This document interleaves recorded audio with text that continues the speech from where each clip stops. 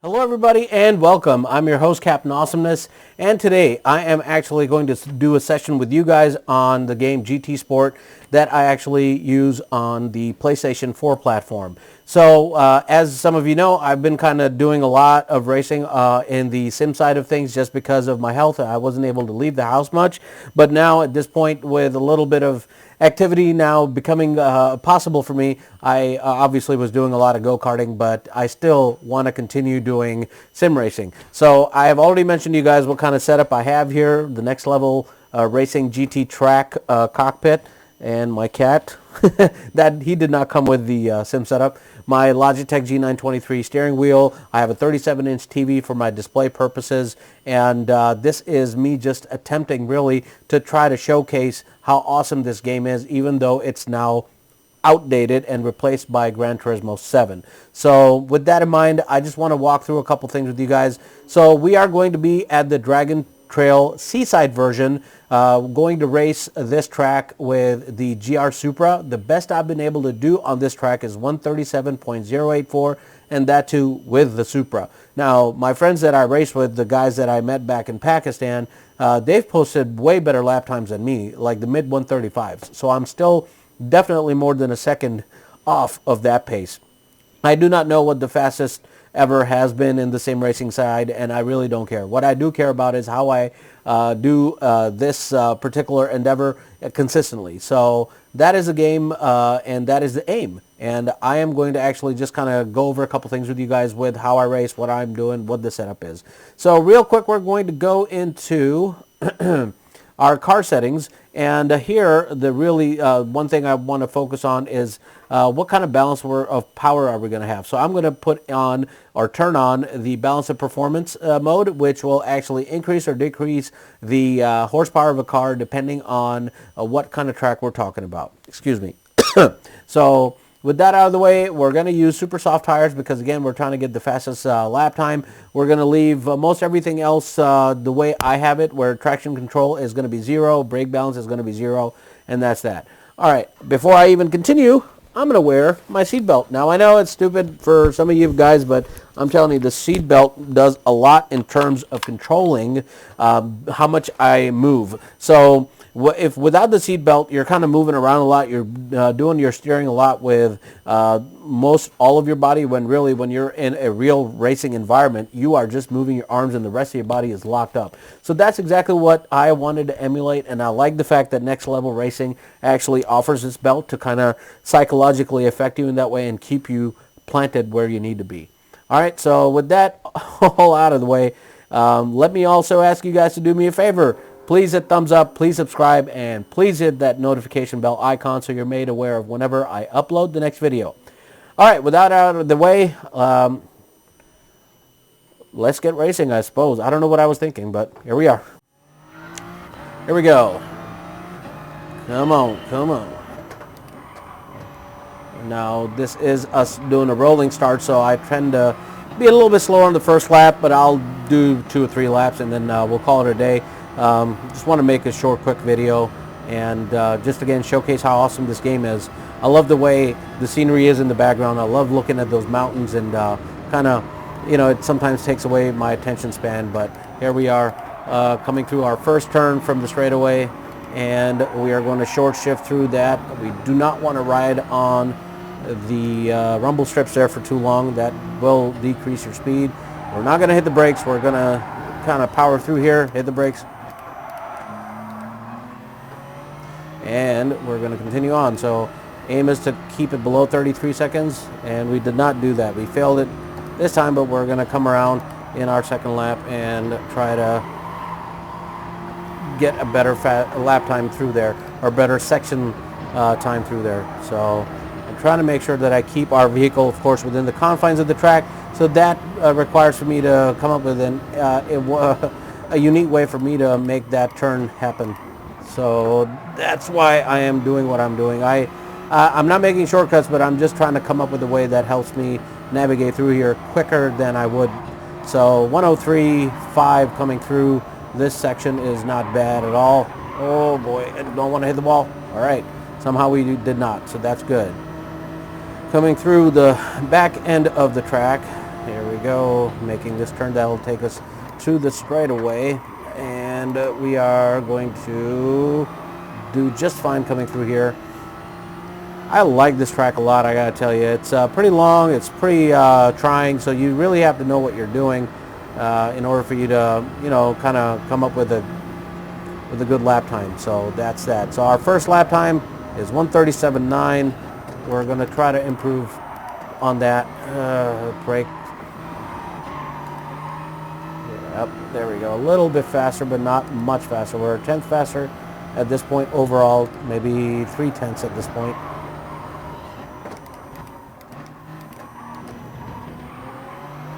There we go. Keeping a good pace. 32.8. I know I've done faster than that, but hey, I'll take it for what it is.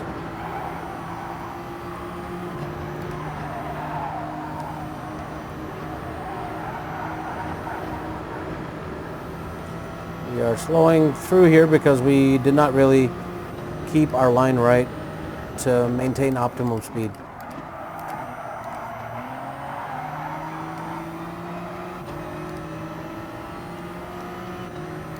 1:03.2.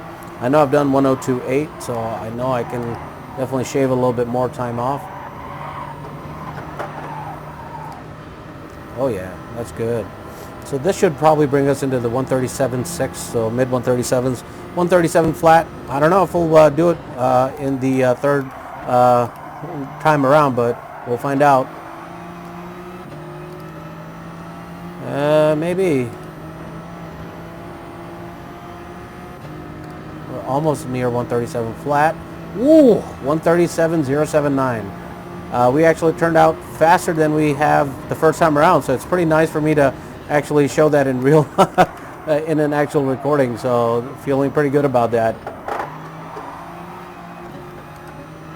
Third lap is not looking good. We're already pretty slow, and that's because I wasn't paying attention to the track and I was kind of looking at you guys, and part of the track kind of popped up on us a little too soon.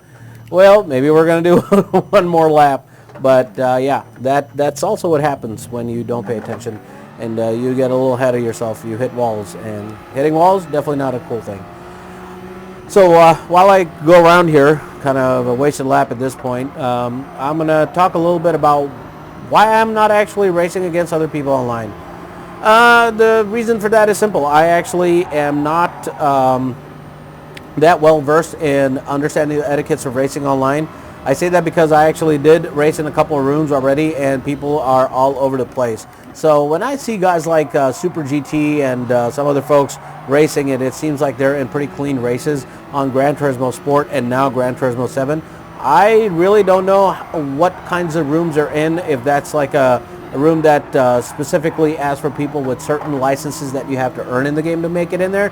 So something I'm going to be looking at, and I will let you guys know if I actually enter a room where I can race with people who know what the heck they're doing instead of a free-for-all situation. The free-for-all is no fun.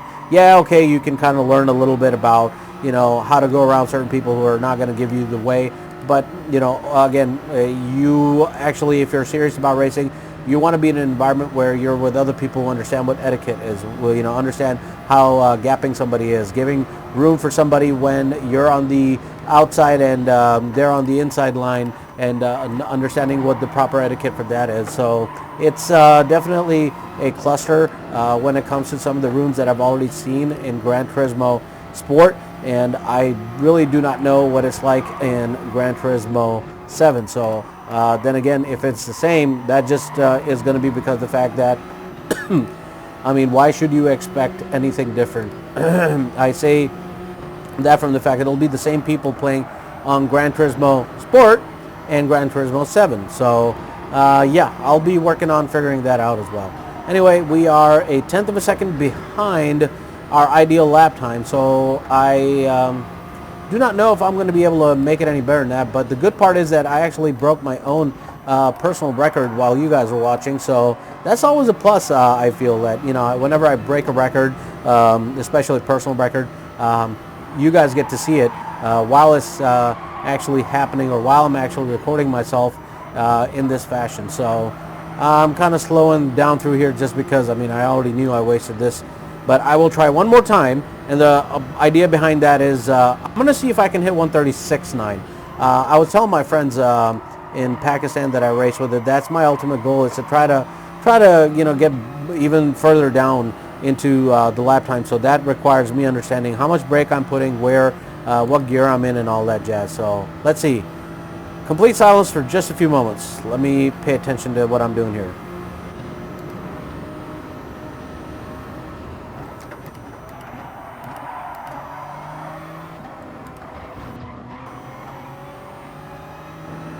Nope, definitely not going to be the case here. I think we shifted a little too early from second to third. I was short shifting because, again, I want to get this thing to turn, and it doesn't turn well for us all the time.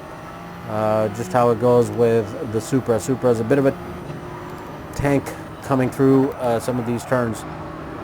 So last lap, and if we make it, we make it. I don't want this to turn out to be a huge video.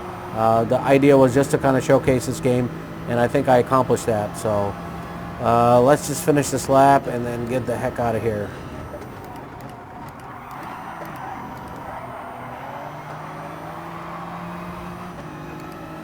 We just slid through that. It was more of a drifto event. That's okay though.